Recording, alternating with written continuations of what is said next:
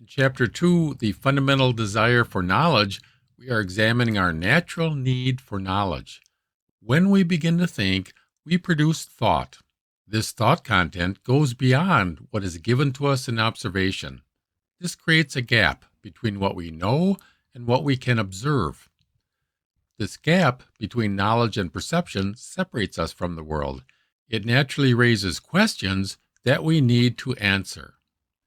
Since the separation occurs in a specific way in each one of us, it is only resolved intellectually in a specific way according to each one's need. Chapter 2 is about the path we must take to resolve our individual need for knowledge in order to gain cognitive satisfaction and reunite our thoughts with the world. The one-sided materialistic view cannot resolve the separation between self and world because it denies the existence of self. The self is empowered by thinking. Materialism declares thinking to be merely a material process. When someone has a psychological problem of mind, it is often treated as a physical problem of the brain, where it may instead be a thinking problem of the self. By focusing on the brain, modern psychiatry has not been able to resolve the growing number of stress-related mental disorders resulting from psychotic ideologies, which are a problem of thought.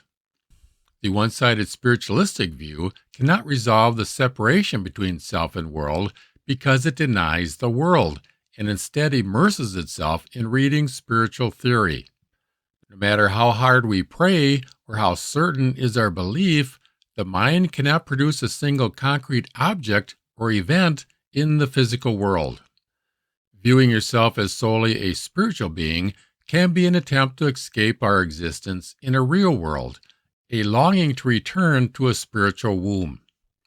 We must have our feet on the ground and confront the world in order to know it and act in it.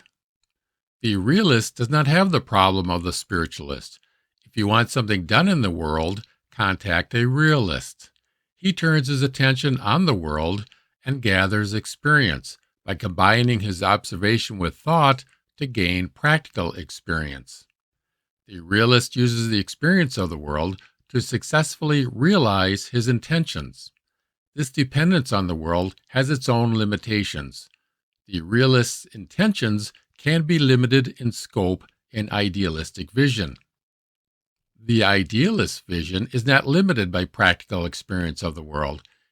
In fact, the idealist creates magnificent thought pictures of the world purely out of his ego that does not take into consideration actual world experience. An example of one-sided idealism that does not learn from past experience is the continuous return to socialist and communist utopian ideas by the youth or by professors who have never had a real job to gain practical experience. Between idealism and materialism, we find the worldview of materialistic idealism. Thinking is produced by physical processes, and the physical processes we perceive are sense effects produced by thinking. This makes sense with a physical study of the thinking brain and a physiological study of the perception process, but it leads to a paradox because one view denies the existence of a mind and the other view accepts the mind as creating our reality. The indivisible unity view believes that at the simplest level of existence, everything, thought and matter, is composed of the same tiny element. Even if this rational view is true, it doesn't resolve the problem we face due to the two ways we acquire knowledge, observation and thinking. On the one hand, we acquire the facts of observation. On the other, we acquire concepts of knowledge. The problem is to connect the facts of observation with our concepts of knowledge, to explain the world in a way that satisfies our need to know. As individuals, we contrast ourselves with the world. The moment we begin to think and form our own opinions of the world, we separate ourselves from the world and others. Some tell us the solution is to just not think.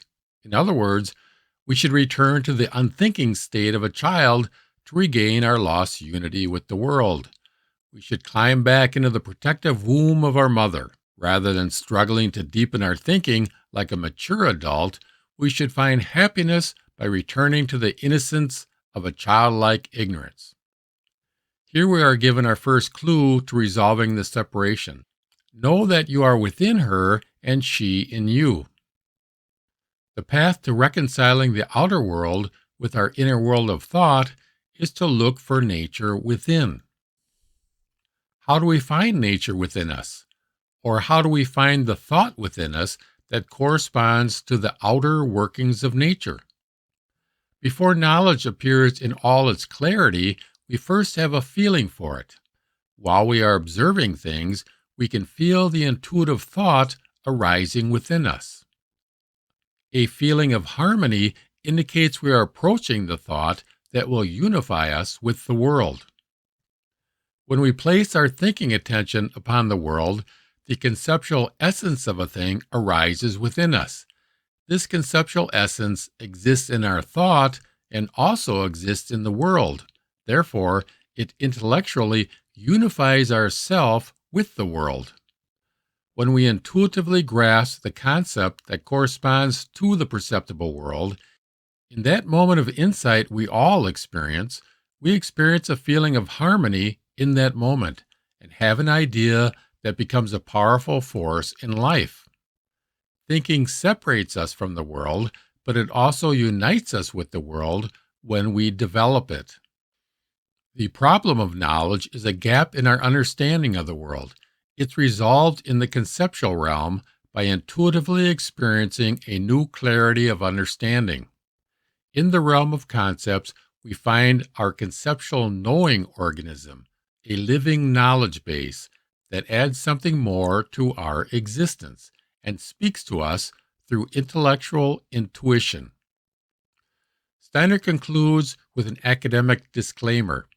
We are not concerned with the terms and conclusions of academic theories by those who lack the science gained by the disciplined introspective observation of the mind. The philosophy of freedom is based on simple descriptions of what we all experience in our own consciousness.